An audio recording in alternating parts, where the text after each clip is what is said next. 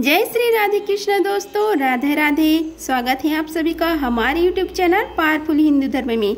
आप सभी को राधा अष्टमी की हार्दिक शुभकामनाएं।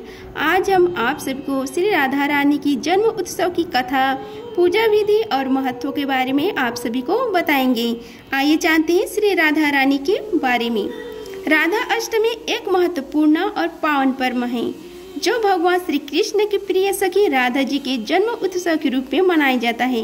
इस दिन विशेष रूप से भक्तजन राधा जी की पूजा करते हैं और उनके जीवन की महिमा को समझने का भी प्रयास करते हैं।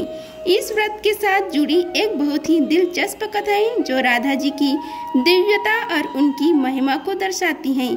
आइए जानते हैं राधा अष्टमी व्रत की कथा के बारे में। कथा का आरंभ करते हैं। रसपान कीजिए कथा का। प्राचीन काल की बात है जब धरती पर राक्षसों का अत्याचार बढ़ गया था और धार्मिकता का पतन हो रहा था।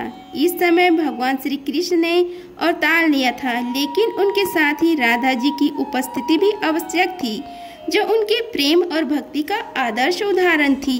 राधा जी की जन्म के बारे में आप सभी को बतलाते हैं। राधा जी का जन्म यदुवंश में हुआ था। उनके माता पिता राजा वृषभानु और रानी कृति बहुत ही धर्मपरायण और धार्मिक व्यक्तित्व के मालिक थे।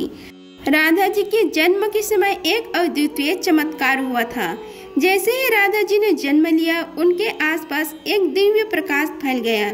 इस दिव्य प्रकाश ने धरती को राक्षसों और पापों से मुक्त करने का संकेत दिया, जिसमें भक्तजन राधा जी की महिमा का गान करते हैं।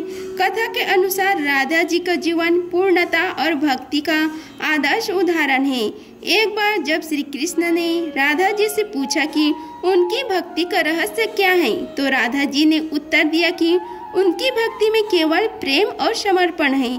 राधा जी ने भगवान श्री कृष्ण को भक्ति का सबसे सुंदर और महान रूप दिखाया है। उनकी भक्ति ने उन्हें अद्वितीय बना दिया और इसलिए राधा अष्टमी का पर्व इस प्रेम और भक्ति की महिमा को मान्यता देने का अवसर है। अब व्रत के दौरान की जाने वाली पूजा के बारे में बताते हैं। राधा अष्टमी के दिन व्रती सुबह जल्दी उठकर स्नान करते हैं और व्रत का संकल्प लेते हैं। इसके बाद राधा जी की पूजा करते हैं, जिसमें उनकी मूर्ति को सुंदर वस्त्र पहनाए जाते हैं और भोग अर्पित किए जाते हैं। व्रती दिन भर उपवास रखते हैं और केवल फल, दूध और जल का सेवन करते हैं। पूजा के बाद भजन कीर्तन का आयोजन किया जाता है, जिसमें राधा जी के भजन गाए जाते हैं। इस दिन को भक्त पूरी श्रद्धा और भक्ति के साथ मनाते हैं ताकि राधा जी की कृपा प्राप्त हो सके और जीवन में शांति और सुख की प्राप्ति हो सके। राधा अष्टमी व्रत की कथा हमें राधा जी की प्रेम और भक्ति की गहराई को समझने में मदद करती है। यह व्रत केवल एक धार्मिक पर्व नहीं बल्कि प्रेम और भक्ति का आदर्श उदाहरण है। राधा जी के जीवन की कथा हमें सिखाती है कि सच्ची भक्ति में केवल प्रेम और समर्पण होना चाहिए। इस दिन आप राधा रानी के मंत्र का 108 बार जप करें। राधा रानी का विशेष कृपा प्राप्ति के लिए इस मंत्र का जप करें। राधा रानी के मंत्र हैं ओम ह्रीम राधिकाय नमः, ओम ह्रीम श्री राधाय स्वाहा। इस मंत्र को लक्ष्मी प्राप्ति के लिए विशेष माना जाता है। अब हम आप सभी को राधा अष्टमी के उपाय के बारे में बताते हैं। राधा अष्टमी आज 11 सितंबर बुधवार को है। राधा जी को महालक्ष्मी का रूप माना जाता है, इसलिए राधा अष्टमी पर धन प्राप्ति की विशेष उपाय करने से धन लाभ होता है। राधा अष्टमी पर धन प्राप्ति से जुड़े ऐसे विशेष उपाय हैं जिन्हें करके आप वैभव लक्ष्मी की कृपा प्राप्त कर सकते हैं। आइए जानते हैं राधा अष्टमी की धन प्राप्ति के विशेष उपाय के बारे में। राधा जी को महालक्ष्मी का रूप माना जाता है। राधा रानी अष्टमी के दिन राधा जी का अवतरण हुआ था, इसलिए हर साल भद्रपत्र माह की शुक्ल पक्ष की अष्टमी तिथि पर राधा अष्टमी का पर्व मनाया जाता है।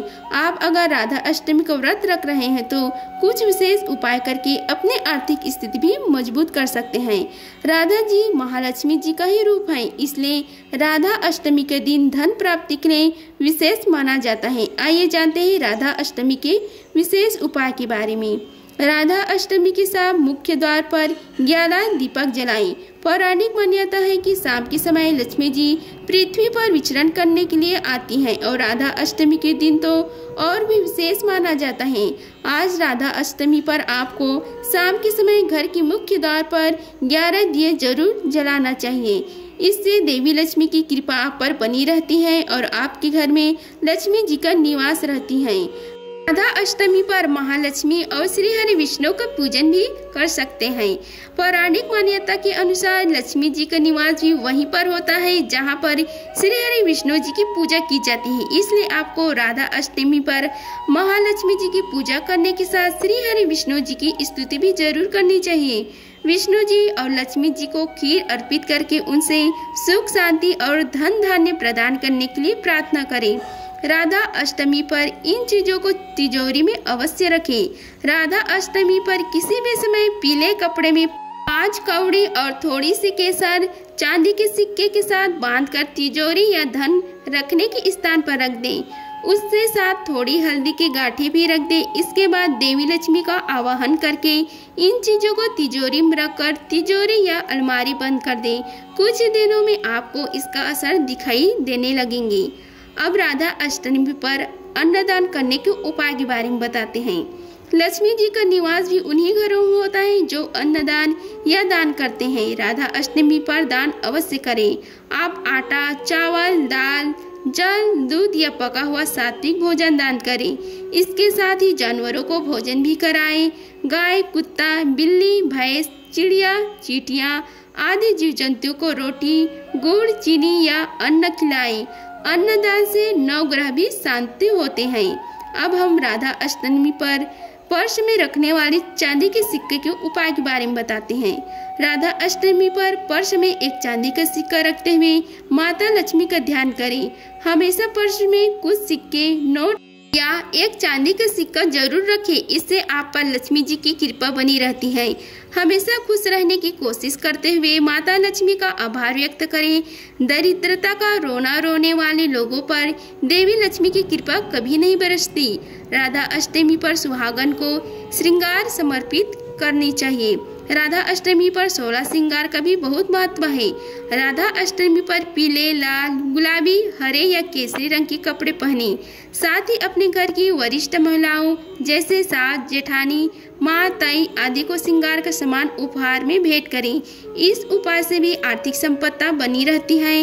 आपके श्रृंगार का सामान मंदिर में जाकर देवी लक्ष्मी, राधा रानी को भी चढ़ा दें। अगर आप सभी को हमारी वीडियो अच्छी लगी होगी तो वीडियो को लाइक कीजिए, चैनल को सब्सक्राइब कीजिए और कमेंट बॉक्स में जय श्री राधे रानी लिखिए। धन्यवाद। मिलते हैं अगले वीडियो में, तब तक के लिए राधे राधे।